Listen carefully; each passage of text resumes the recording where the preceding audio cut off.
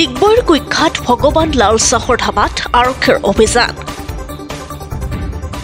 Digboi power চোৰাংঘাটিৰ বিখ্যাত কুখ্যাত ভগৱান লাল চাহৰ ধাবাত বৃহস্পতিবাৰে নিশা চলিল আৰক্ষীৰ অভিযান। অভিযানত 60 লিটাৰ অধিক খাৰুৱা তেল ডিজেল, 3 লিটাৰ পেট্ৰল আৰু 17টা খালী গেলন জব্দ কৰে। মাৰ্ঘেৰিটা মহকুমা আৰক্ষী বিষয়া দীনেশ প্ৰতাপ সিংহ ৰাথোৰৰ নেতৃত্বত আৰক্ষীয়ে গোপন খবৰৰ ভিত্তিত চলায় অভিযান। ডিগবৈ থানাৰ আৰক্ষীৰ সহযোগত ধাবাখনৰ গোপন কক্ষত লুকুৱাই ৰখা তেলখিনি আৰক্ষীয়ে জব্দ কৰিবলৈ সক্ষম হয়।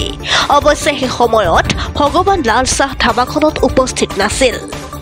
উল্লেখযোগ্য কথাটো হ'ল যে বাৰে বাৰে চোৰাং তেলৰ ৰমৰমীয়া বেহাজ চলাই থকা কুখ্যাত ভগৱান লাল চাহ কেনেকৈ পলাই যাবলৈ সক্ষম হ'ল সেয়াও এক ৰহস্যৰ আৱৰ্তত। সো আজি খবৰ পোৱা মতে আমাৰ এছডিপিঅ ছাৰে খবৰ দিয়া মতে আমি ভগৱান লাল চাহ ৰেচিডেন্সৰ আমাৰ এই লীনা ধাবা ওচৰত আমি এৰাউণ্ড 60 লিটাৰ্ছ ডিজেল জব্দ কৰা হৈছে, plus 4 litres engine oil Mobil আছে আৰু প্লাছ 17 এমটি কণ্টেইনাৰ্ছ আছে। বাকী তেওঁলোকৰ ৰেচিডেন্সৰ কোনো মানুহ পোৱা নাই। এতিয়া আমি আইনভাৱে এই চিজাৰ লিষ্টটো ৰেডি কৰিছোঁ উইথ ইণ্ডিপেণ্ডেণ্ট উইটনেছেছ।